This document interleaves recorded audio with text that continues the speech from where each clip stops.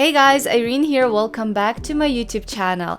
Today I will be responding to some of my fan comments because we all know that the haters are secretly your biggest fans.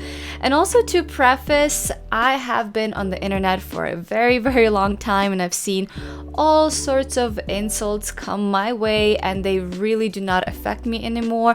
In fact, I find them really entertaining, so I hope that you guys will be entertained today as well. Let's start with this one. 3K gear, 1.5K lens. Of course, the photos will be awesome. It would make even a chicken look like a peacock. Correction, actually, some of the lenses that I'm using now and cameras are even more expensive than that.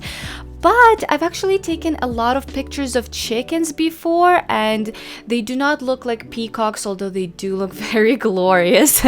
But on the serious note, this person really outdid themselves as someone who doesn't really know a lot about photography.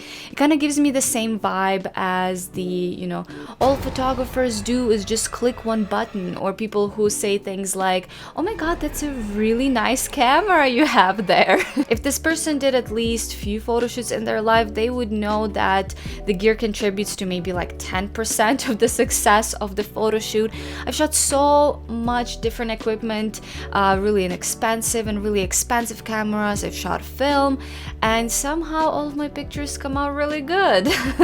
I mean, by this logic, I can give my camera setup to a monkey and the pictures should come out like out of this world, and they're more likely going to be out of focus. That was a very terrible joke. Let's move on to the next one. She's still doing the same pictures for 8 years. And this one I really like. Let me use my superhero powers and look into the future. Use 85mm lens at maximum aperture. Add volume to the hair in Photoshop.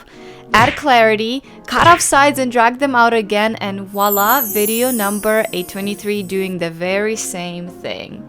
Do you guys remember where at the beginning I said that the haters are truly your biggest fans? I mean, the first person has been watching me for like 8 years now, which is so great. And the second one truly knows my entire routine. So they've definitely seen quite a few videos of mine. Thank you guys so much for supporting my channel. I find experimenting with photography is really fun. I've done that a bunch. It's also really great to just kind of learn new techniques and become a better photographer. But at the same time, I truly believe that you do have to find a niche to be successful as a photographer. I was lucky because since I started doing photography, I knew exactly what I liked to shoot, and so I just spent time kind of perfecting that unique style of portraiture that you see me do nowadays. To me, one of the biggest compliments is when someone tells me that they can recognize my work immediately while they scroll through social media. They don't even have to look at my name to know that it was done by me.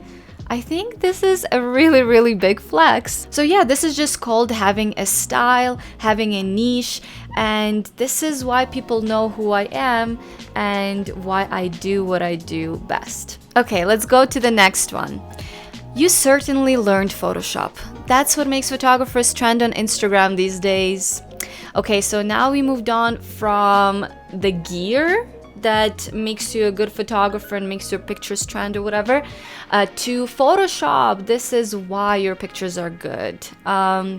So I know that my images look very kind of fairy tale, very polished. So a lot of people assume that I just drastically change my images and I spend like hours and hours on editing them. But in reality, I take pride in knowing that my raw images are great and they are as close as I can get to the result that I want in camera. I do very typical portrait editing. I do some skin retouch, some color correction, some contrast, and play with maybe like cleaning up the backgrounds and stuff, but nothing crazy. And you know what? Even if I did go really crazy and did tons of editing to my image, changed everything in it, who cares?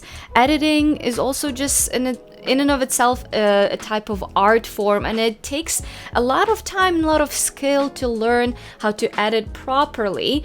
So yeah, I don't know why people always hate on images that are edited, or they say that they are overly edited.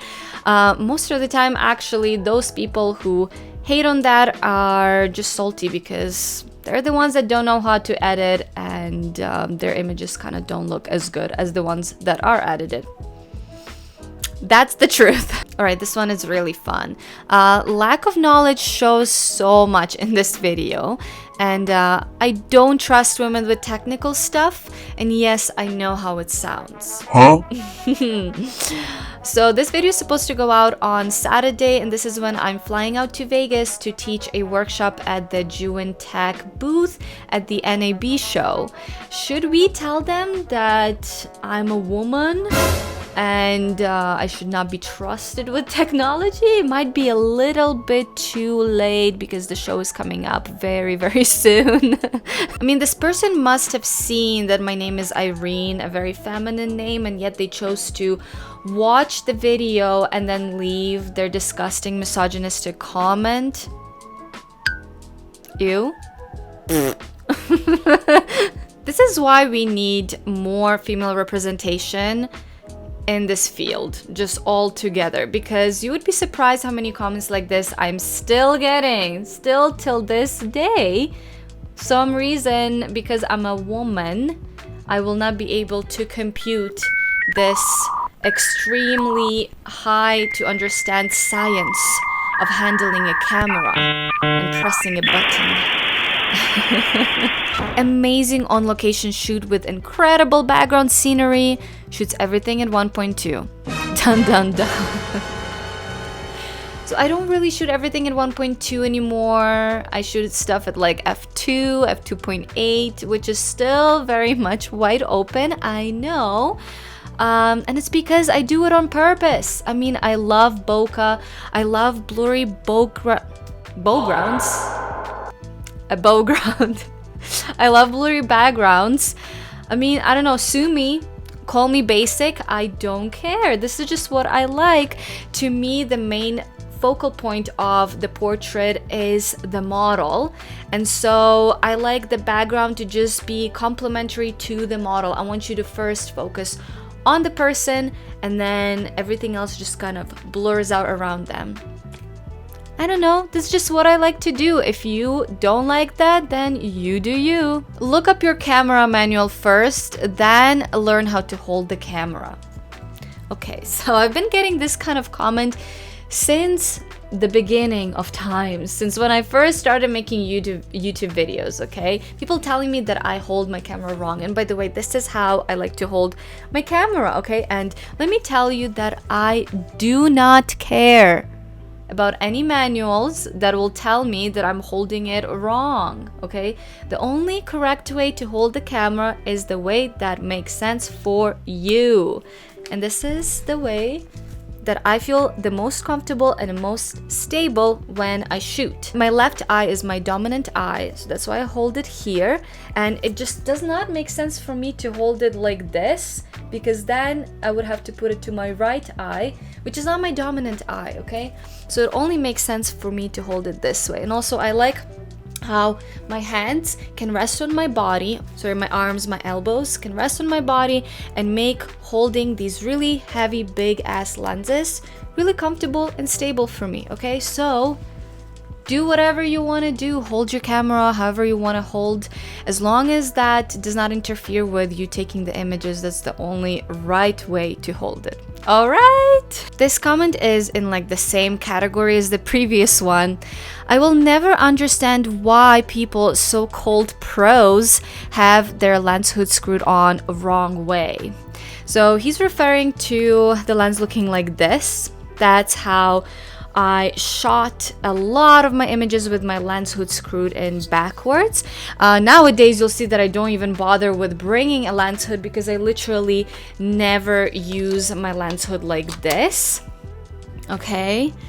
And the reason why is because I just simply love lens flares. I love when you're getting some light leaks and flares in the image. I think it looks so cool, and the lens hood will be preventing that from happening, and I do not want that. That's pretty much the only reason why I don't wear the lens hood. Some people were telling me, they're like, well, what if your lens falls on the ground and then it breaks? I don't know what to tell you. Like, I go with my cameras into the ocean. I climb ladders. I climb trees. I take my cameras to the beach, and I just don't care. Again, I just don't care. I'm not one of those photographers who follows any kind of rules, okay? And if you're one of those people who truly thinks that, you know, if some manual told you that you have to always wear a lens hood and you always have to hold the camera this way, like, okay, that's cool, but at the same time, I urge you to kind of get out of your box just a little bit and try things a slightly different way. A pro is someone who knows what they're doing and doesn't need a manual telling them how to do things. Okay, let's finish with this one. You used to be a good photographer. What changed? And I said, I became a great photographer. I love this one. I honestly should like put this maybe on a t-shirt. I was just so sassy that day. But I want to remind you guys that if someone is mad that you're doing good, that means that you are on the right track. Do not let anyone dull your sparkle and project their insecurities onto you, okay? Just keep going and don't mind the haters. I hope you had as much fun watching this video as I had making it. Don't forget to give this video a like, subscribe to my channel, and I'll see you guys in my next one. Bye!